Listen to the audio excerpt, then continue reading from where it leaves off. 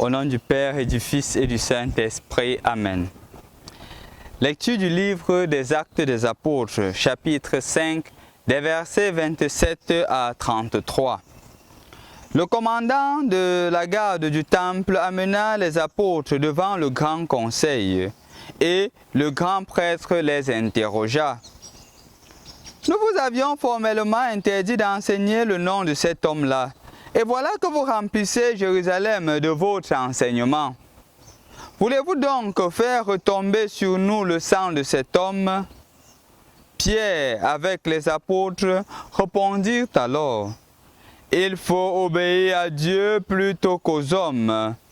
Le Dieu de nos pères a ressuscité Jésus que vous aviez exécuté en le pendant au bois du supplice. C'est lui que Dieu, par sa puissance, a élevé en faisant de lui le chef, le sauveur, pour apporter à Israël la conversion et le pardon des péchés.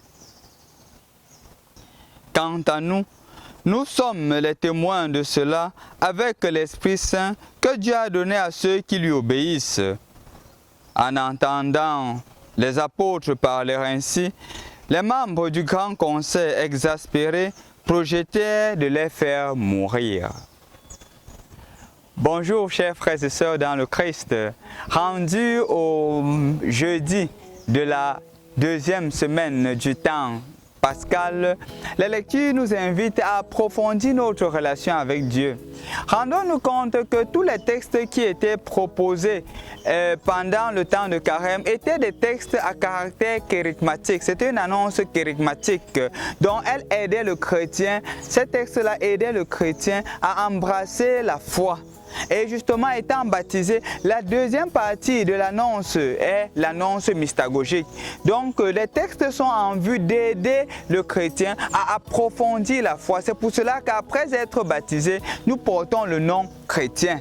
Avant le baptême, nous ne sommes pas chrétiens. Le terme qui était employé avant, c'était le terme païen, celui qui ne connaît pas Dieu.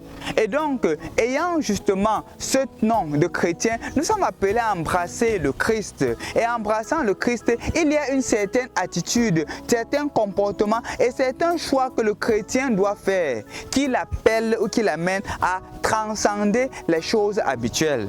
C'est donc pour cela que si vous constatez très bien, chers frères et sœurs dans le Christ, depuis que nous avons commencé le temps pascal, les textes sont en vue d'aider la personne à se déposséder, à mourir en soi et à faire même des choses que humainement on pourrait appeler irréalistes.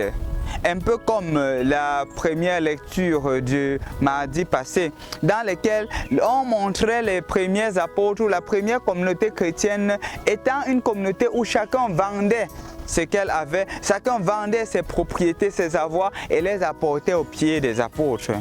Aujourd'hui encore, les disciples, nous l'écoutons, sont en face du grand conseil. Ils sont en train d'être jugés et même peut-être seront-ils condamnés pour avoir parlé du nom de Jésus.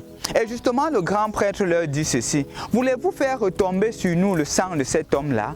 Parce qu'on vous a formellement interdit de parler. » Et là, Pierre prend la parole avec les apôtres, comme le pape, le premier pape de l'Église, comme justement Pierre, celui sur qui le Seigneur a fondé son Église. Il dit, il faut obéir à Dieu plutôt qu'aux hommes. Il faut obéir à Dieu plutôt qu'aux hommes. L'homme peut te tromper, Dieu ne te trompe pas. Ta confiance doit être placée en Dieu et en Dieu seul. Même s'il y a des menaces de mort, même s'il y a des dangers qui sont là devant toi, même si parfois tu as l'impression qu'il n'y a pas d'issue, obéis à Dieu plutôt qu'aux hommes. Mon frère, ma soeur, cette parole est vraiment profonde. Profonde dans quel sens? Dans le sens où, si on se rend davantage compte, notre monde, avec ce système-là qui est davantage gangréné, on a l'impression que c'est mieux d'obéir aux hommes. Parce qu'avec Dieu, il n'y a pas trop de certitude. Parce que parfois, on ne le voit pas. C'est vrai, humainement parlant, on pourrait le dire. Mais quelqu'un qui met sa foi en Dieu ne peut pas dire cela. Quelqu'un qui a la toute confiance en Dieu ne peut pas se permettre de tenir une telle affirmation. En aucun cas. Parce que la confiance en Dieu est toujours prioritaire et la confiance en Dieu n'est jamais une perte. C'est pour cela que cette parole que les apôtres adressent aujourd'hui, c'est la conséquence d'une foi forte. C'est la conséquence d'une relation forte et intime avec le Christ. Ils ont vu le Christ qui a dominé la mort. Ayant dominé la mort, ils se rendent davantage compte que rien ne peut les séparer de l'amour du Christ. Rien. Même pas la mort, parce que Dieu leur a fait comprendre, Jésus ressuscité leur a fait comprendre que la mort n'a pas de dernier mot. Donc mon frère, ma soeur, toi aussi tu es appelé, comme moi, à croire que la mort n'a pas de dernier mot dans nos vies. C'est la parole de Dieu qui a le dernier mot. C'est Dieu qui a le dernier mot. Donc quand il y aura des situations où tu seras appelé à choisir, obéis à Dieu plutôt qu'aux hommes. De nos jours, on le voit d'ailleurs. Quand on est en situation financière compliquée, on vient te faire des propositions pour un travail, il faudrait qu'on te donne des conditions. Et parfois, on se laisse en train de tomber, on se trouve en train de tomber. Si je ne fais pas ça, les enfants vont manger quoi? Si je ne fais pas ça, je n'aurai pas de salaire. Depuis que je cherche le travail, je ne trouve pas. Pourquoi je vais refuser cette opportunité? C'est vrai. Ou peut-être on te dit qu'entre dans cette loge-ci, ta vie sera meilleure. Ou peut-être on se retrouve d'aller d'église en église, d'église en église, parce qu'on pense trouver une solution qui est proche de nous. Il faut obéir à Dieu plutôt qu'aux hommes. Il faut obéir à Dieu. Rien d'autre ne doit te séparer de l'amour du Christ. Comme cette parole que Saint Paul l'a adressée, qu'est-ce qui pourra nous séparer de l'amour du Christ? La pauvreté, la maladie, la misère, la mort, de tout cela, nous sommes vainqueurs par le sang de Jésus versé.